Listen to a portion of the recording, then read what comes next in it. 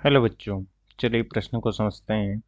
त्रिज्यीय radial चुंबकीय क्षेत्र से क्या तात्पर्य है। हमें त्रिज्यीय चुंबकीय क्षेत्र के बारे में बताना है। तो हम देख सकते हैं कि मुख्य अवधारणा में हम देख सकते हैं कि इस प्रकार से एक समान चुंबकीय क्षेत्र होता है जिसके हर बिंदु पर एक समान चुंबकीय क्षेत्र परिमाण व दिशा में समान होता है। तो इस एक समान चुंबकीय क्षेत्र में हम जब किसी कुंडली को, माना कि इस प्रकार से कोई कुंडली है, इसे रखते हैं तो ये चुंबकीय क्षेत्र की दिशा के साथ किसी भी प्रकार का कोण बना सकती है। माना कि ये इस कुंडली का तल, इस प्रकार से ये कुंडली का तल है जो कि माना कि चुंबकीय क्षेत्र की दिशा के साथ कोई कोण थीटा बनाता है। परंतु एक ऐसी व्यवस्था कर दी जाए जिसमें कुंडली का तल चुंबकीय क्षेत्र की दिशा के हमेशा एक समान हो, अर्थात कुंडली का तल तथा चुंबकीय क्षेत्र सदैव एक दिशा में हो, तो उसे हम त्रिज्यीय चुंबकीय क्षेत्र कहते हैं, जिसे हम लिख सकते हैं कि त्रिज्यीय चुंबकीय क्षेत्र वह है जिसमें कुंडली का तल चुंबकीय क्षेत्र की दिशा में होता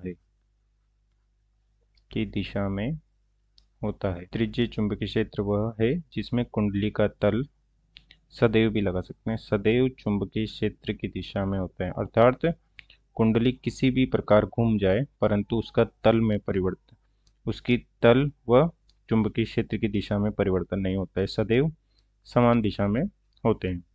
और ऐसे चुंबकीय क्षेत्रों का निर्माण किया जा सकता है या तो उन्हें अवतलाकार चुंबकीय द्विध्रुवों के मध्य रख दिया जाए, इस प्रकार से अवतलाकार चुंबकीय द्विध्रुवों के मध्य रख दिया जाए, इस प्रकार से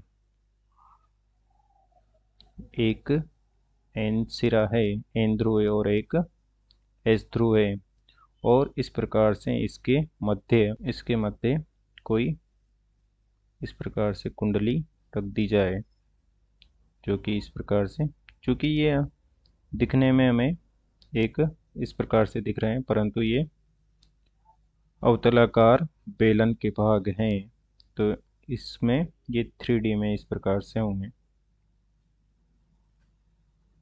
इस प्रकार से 3D में होंगे, ये अंदर की ओर 3D में अंदर की ओर होंगे, इस प्रकार से। और ये आयताकार कुंडली है, इस प्रकार से ये आयताकार कुंडली है। तो चुंबकीय क्षेत्र सदैव इसके तल की दिशा में होता है, जो कि इस प्रकार से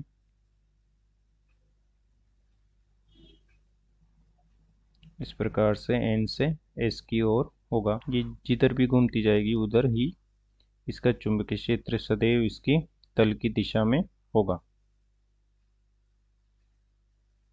इस प्रकार से सदैव इसकी तल की दिशा में एन से एस की ओर होगा।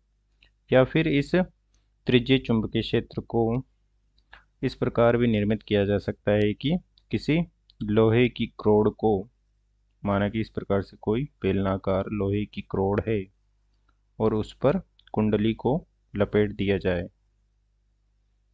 इस प्रकार से कोई बेलनाकार लोहे की क्रोड है, कच्चे लोहे की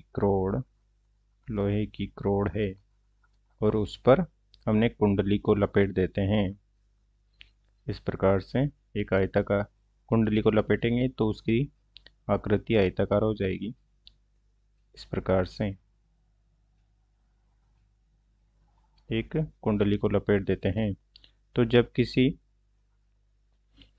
कच्चा लोहा जो कि प्रबल लोह चुंबकीय पदार्थ है, प्रबल लोह चुंबकीय पदार्थ है, लोह चुंबकीय पदार्थ है,